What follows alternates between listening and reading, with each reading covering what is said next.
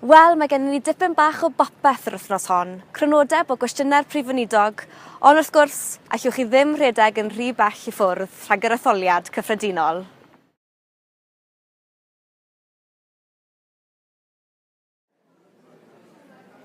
Wel, yn y cwestiynau i'r Prif Weinidog wythnos yma, fasach chi'n meddwl bod chi'n mewn i etholiad cyffredinol.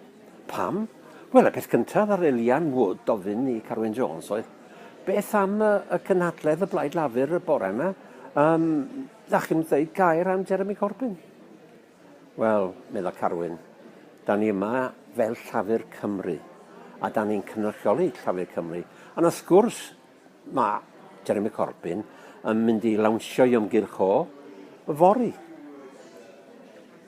Ac yr un modd, fe ddywedodd Neil Hamilton, beth am trethu?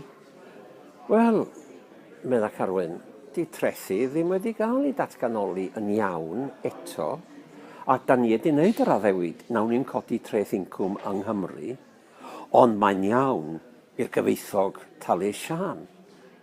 Yr unig un ar ei ofyn cwestiwn oedd yn pwrpasol i Gymru oedd Andrew R.T. Davies, a ddoedd o'n gofyn am ymchwiliad i mewn i sefyllfa ysbyty meddygol yn Lan Clwyd.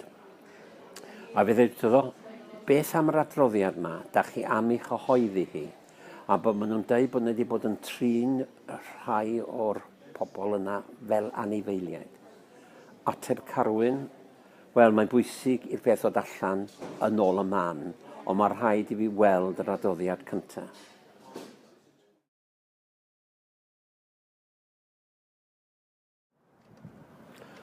Ar un pryd, roedd y porthedd yma'n llawn o longau yn mynd â glo i bob man o'r byd, ond aeth y llanw allan.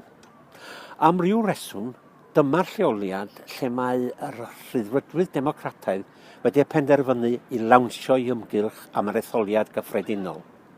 Dwi'n ni'n pam. Jane Dodds, chi'n sefyll yn yr etholiad cyffredinol dros Sir Drefaldwyn. Mae heddi mae'r blaid yn lansio eu hymgyrch chi yn Nghaerdydd. Pam dod fan hyn? Pam dod i ardal Bai Caerdydd i lansio hynny? Wel, mae'n rhaid i ni ddod o rhywle i ddweud gwir. A mae hyn yn lle da ni wedi ennill yng Nghaerdydd. Mae gennym ni pobl sy'n cefnogi y Rhyddfrydwyr yng Nghaerdydd. Ac hefyd, da ni'n gweithio fy tîm. Falle mae'n amser pan da ni'n dod i Gaerdydd, a wedyn yn mynd i Sir Drefaldwyn a Ceredigion ac yn y blaen. Ond mae'n bleser mawr bod yma yn Gaerdydd. A wythnos diwethaf yr etholiad lleol, oedd hi ddim yn ganlyniad gwych i chi, o'ch chi wedi colli seddi yng Nghymru, felly pa beth ydych chi yn yr etholiad mis nesaf? Wel, da ni'n gobeithio bod pobl yn gweld bod o dros y wlad, ac hefyd bod o Rhyddfrydwyr am anodd a brwydro'n galed iawn i bobl yng Nghymru. Mae gennym ni'r Brexit wrth gwrs, a da ni'n glir bod ni'n derbyn y penderfyniad mae bobl Cymru wedi gwneud, ond da ni eisiau gweld rhyw fath o pobl yn sefyll yn erbyn Theresa May. A dyna pam mae'n bwysig iawn i bobl bleidleisio dros y wlad yr amser yma. Ac wrth gwrs, nath Mark Williams sôn am byti Brexit, am byti gwrthod cynlluniau Brexit caled Theresa May. Ond ar wahân i Brexit, beth gall y blaid gynnig i bobl Cymru? Ia, cwestiwn ardderchog. Wel, da ni jyst wedi dweud bod na pres i ddod i Gymru ar gyfer iechyd, yn enwedig iechyd meddwl. Dyna bwysig iawn. Ac hefyd mae yna bres i ddod i addysg. Mae gennym ni Kirsty Williams yn y cynulliad yn sefyll ar wahân i brwydro dros addysg yng Nghymru. A mae hynny'n bwysig iawn. A felly, ni ydy'r llais i'r cymunedau. Ni ydy'r llais y bobl yng Nghymru sy'n sefyll i fyny yn erbyn Theresa May.